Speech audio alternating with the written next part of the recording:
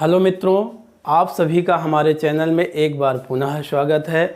आज हम लोग नरेट करने वाले हैं फ्यूचर कंटिन्यूअस टेंस। इसके प्रीवियस वीडियोस में हम लोग प्रेजेंट टेंस, पास्ट टेंस के तथा फ्यूचर इंडेफिनिट टेंस को कवर कर चुके हैं। आज हम कवर करेंगे फ्यूचर कंटिन्यूअस टेंस। तो आइए फ्यूचर कंटिन्यूअस की ओर चलते हैं।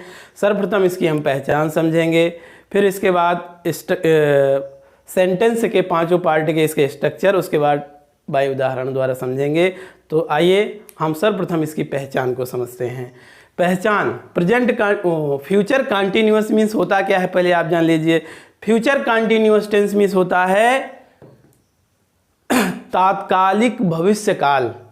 तात्कालिक भविष्यकाल, जो आने वाले समय में जो कार्य होगा, कर रहा होगा, तो वो क्या कहलाएगा? फ्यूचर तात्कालिक भविष्यकाल।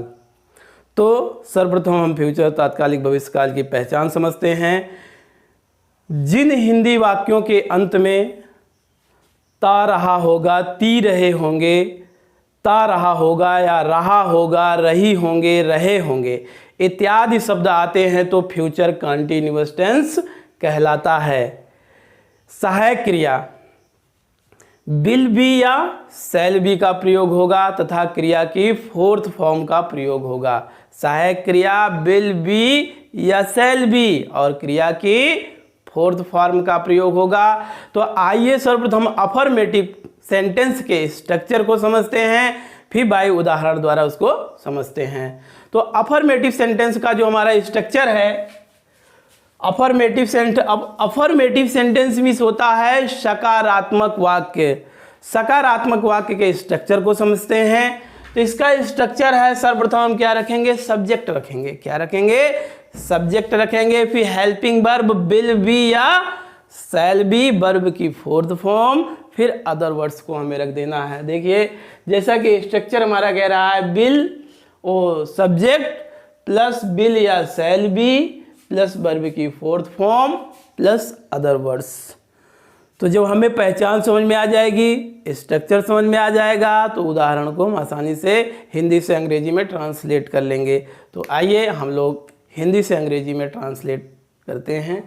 पहला हमारा उदाहरण है, मैं उसकी प्रतीक्षा करता रहूँगा। आप लोगों को बताया गया है ता रहा होगा, ती रहे होंगे, ता रहा हूँगा, या रहा होगा, या रही होंगे, या रहे होंगे।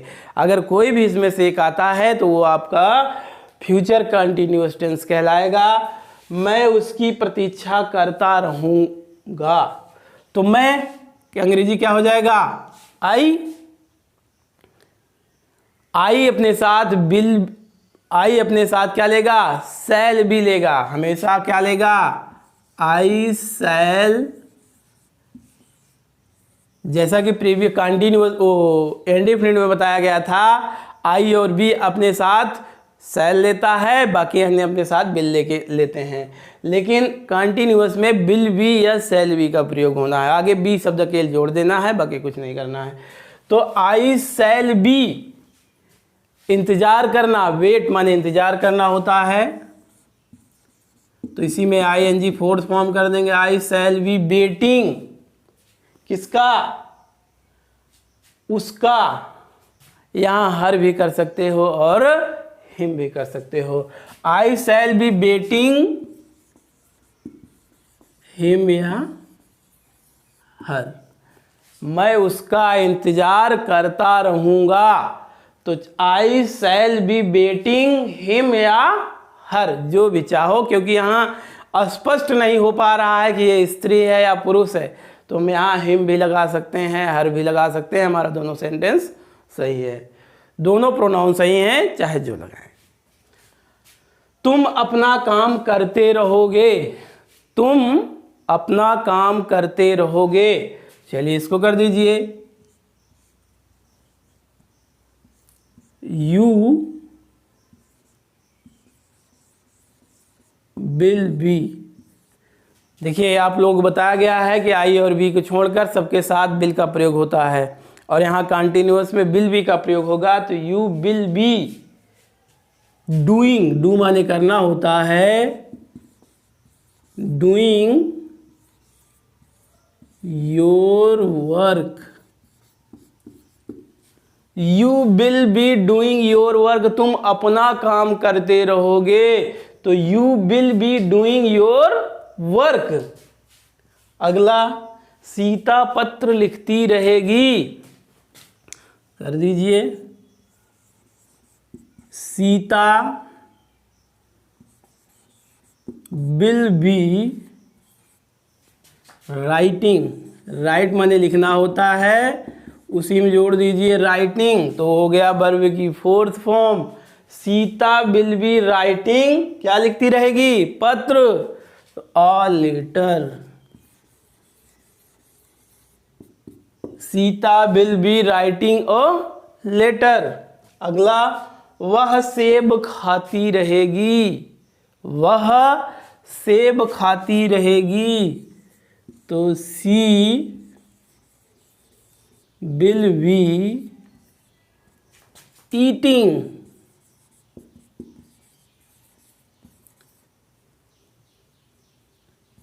N apple, she will be eating an apple, वह सेब खाती रहेगी।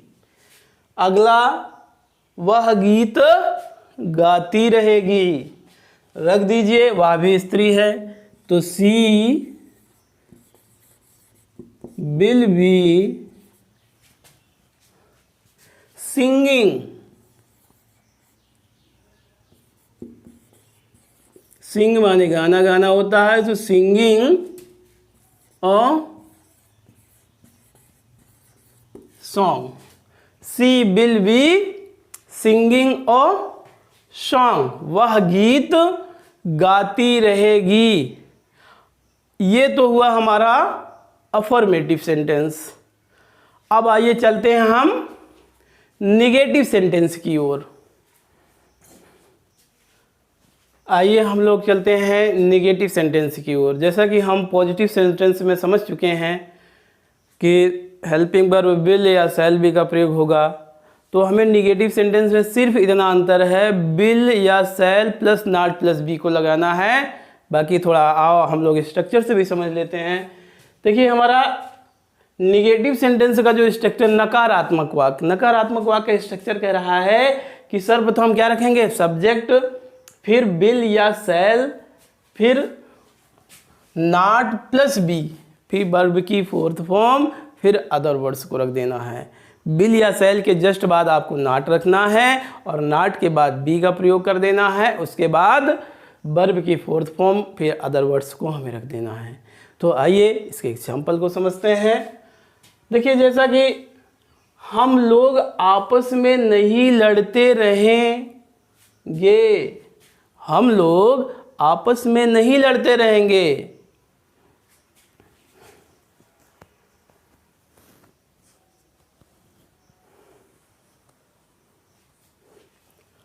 हम लोग आपस में नहीं लड़ते रहेंगे। तो चलिए बनाइए, हम, बी, आई और बी अपने साथ शैल लेता है, तो आई शैल नॉट बी, लड़ना क्या होता है, quarrel, QUARRELLING,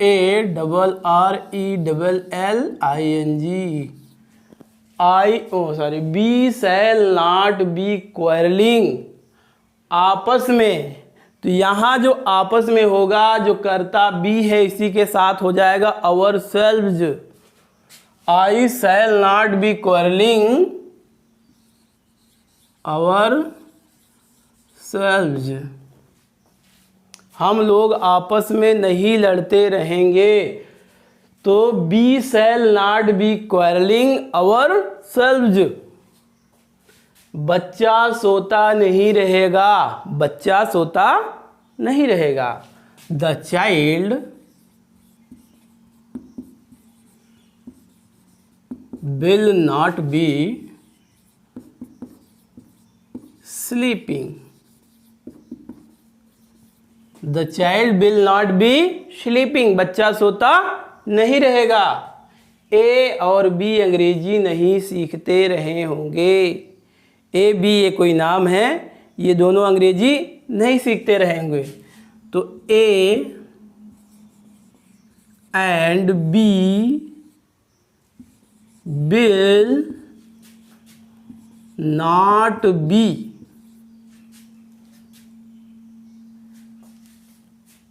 A and B will not be learn माने सीखना होता है तो क्या हो जाएगा लर्निंग। क्या नहीं सीखते रहे होंगे English, learning English. A and B will not be learning English, A और बी अंग्रेजी नहीं सीखते रहे होंगे तो A and B will not be learning English. अगला, तुम कार नहीं चलाते रहोगे, तो यू चलिए कर दीजिए, you will not B drive, drive माने क्या होता है चलाना, driving a car. You will not B driving a car, तुम कार नहीं चलाते रहोगे। अगला, मैं उपन्यास नहीं पढ़ रहा हूँगा, आई शैल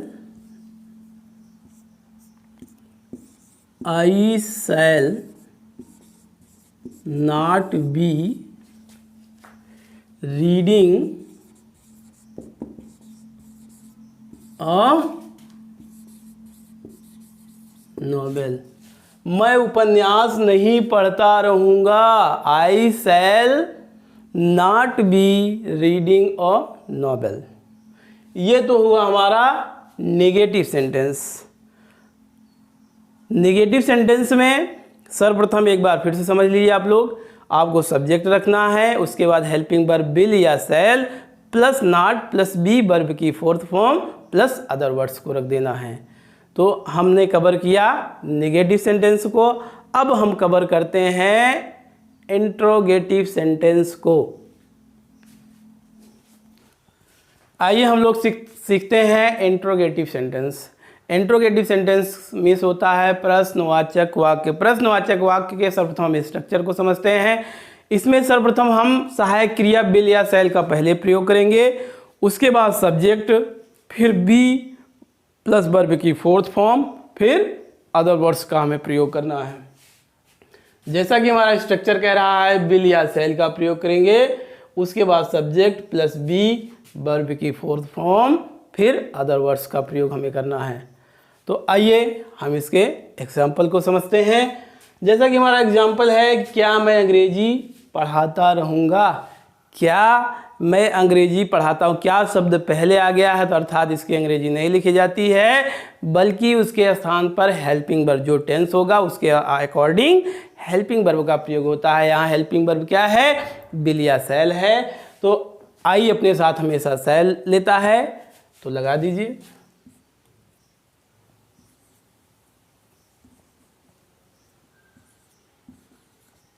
शैल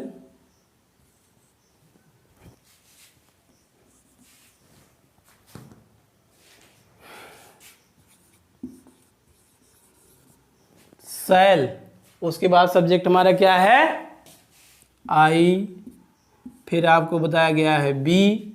शैल सब्जेक्ट प्लस बी क्या है पढ़ाना, तो यहाँ रख दीजिए टीचिंग।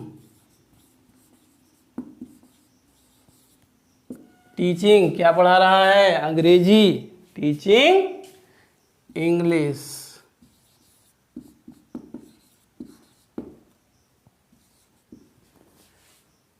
इसमें इंट्रोगेटिव सेंटेंस में आप लोगों को ध्यान रखना है, क्वेश्चन मार्क जरूर लगाइएगा, नहीं आपके एक नंबर कट जाएंगे।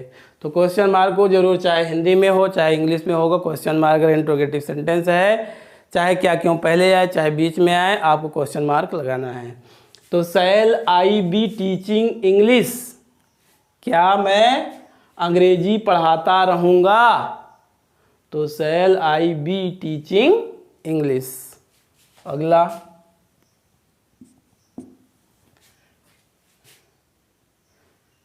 क्या हम लोग व्यायाम करते रहेंगे?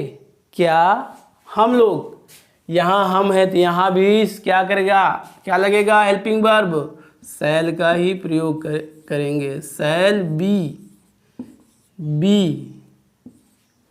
डूइंग, डू माने करना होता है, क्या हो जाएगा, डूइंग एक्सरसाइज।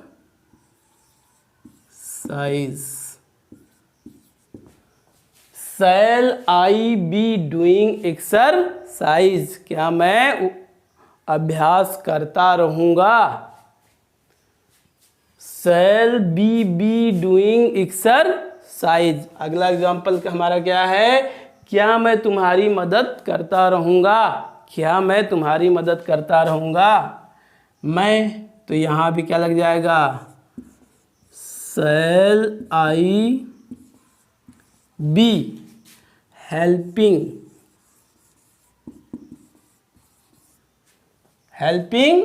तुम्हारी, तो you. Shall I be helping you, क्या मैं तुम्हारी मदद करता रहूँगा। तो shall I be helping you. अगला, क्या तुम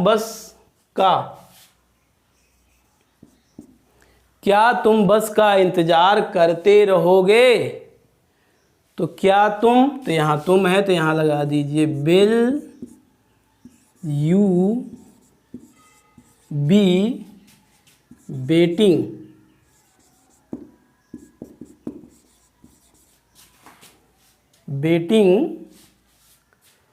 किसका, क्या तुम बस का इंतजार करते रहोगे। Will you waiting for the bus,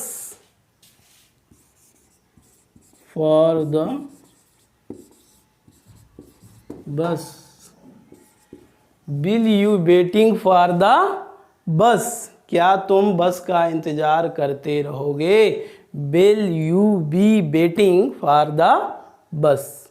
ये तो हुआ हमारा इंट्रोगेटिव सेंटेंस। अब आइए समझते हैं निगेटिव प्लस इंट्रोगेटिव सेंटेंस। हमारा सेंटेंस का जो अगला पार्ट है निगेटिव प्लस इंट्रोगेटिव सेंटेंस। आइए सर्वप्रथम हम समझते हैं निगेटिव प्लस इंट्रोगेटिव सेंटेंस के स्ट्रक्चर को।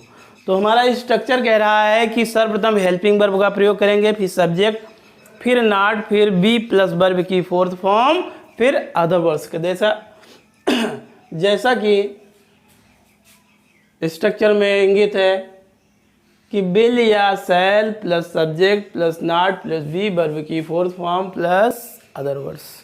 तो आइए हम एग्जांपल से इसको अच्छी तरह समझते हैं। जो हमारा स्ट्रक्चर कह रहा है हमको उसी के आधार पर रखना है। आप लोग ध्यान केयरफुली होकर देखिएगा, बिल्कुल केयरफुली होकर देखिएगा। यहाँ थोड़ा कन्फ्यूजन होता है कि हम नॉट कहाँ लगाएं, पहले लगाएं कि बी के बाद लगाएं, तो यहाँ कन्फ्यूजन होती है। इसको ध्यान से समझना है आप लोगों को।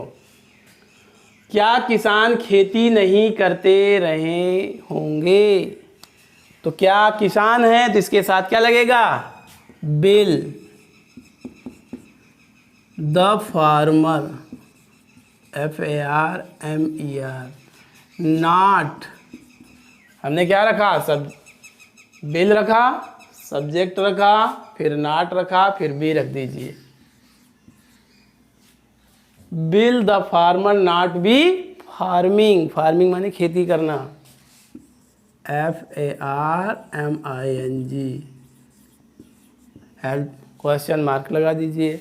Will the farmer not bee farming, क्या किसान खेती नहीं करते रहे होंगे।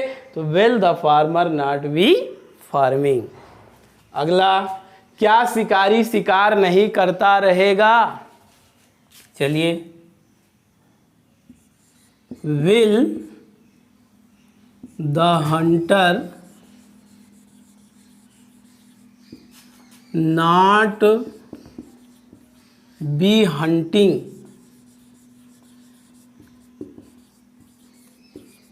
अगर यही होता जंगल में तो इन द फॉरेस्ट कर देते हैं, नहीं है ऑब्जेक्ट तो हमें लगाने की कोई ज़रूरत नहीं है। क्या शिकारी शिकार नहीं करता रहेगा। Will the Hunter not be hunting. अगर आगे नहीं दिया है तो हमें लगाने की ज़रूरत नहीं है। क्वेश्चन मार्क को आप लोगों को नहीं भूलना है। अगला, क्या वह लोग देश की सेवा नहीं करते रहे होंगे? क्या वह लोग, तो क्या यहाँ भी लगा दीजिए, will they not be serving, SERVING, serving, serve माने सेवा करना होता है, तो क्या हो जाएगा, will they not be serving देश की and the country, the country.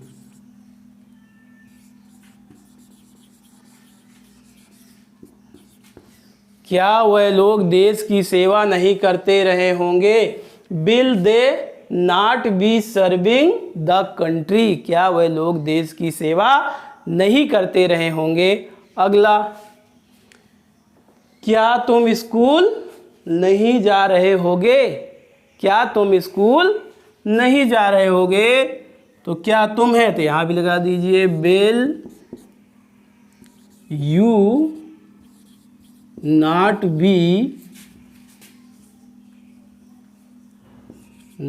be going to school, क्या तुम स्कूल नहीं जा रहे होगे, तो will you not be going to school.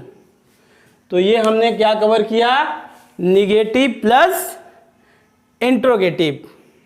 आशा नहीं, विश्वास ही है कि आप लोगों को यह वीडियो अच्छा लगा होगा। इसके लिए बहुत बहुत धन्यवाद।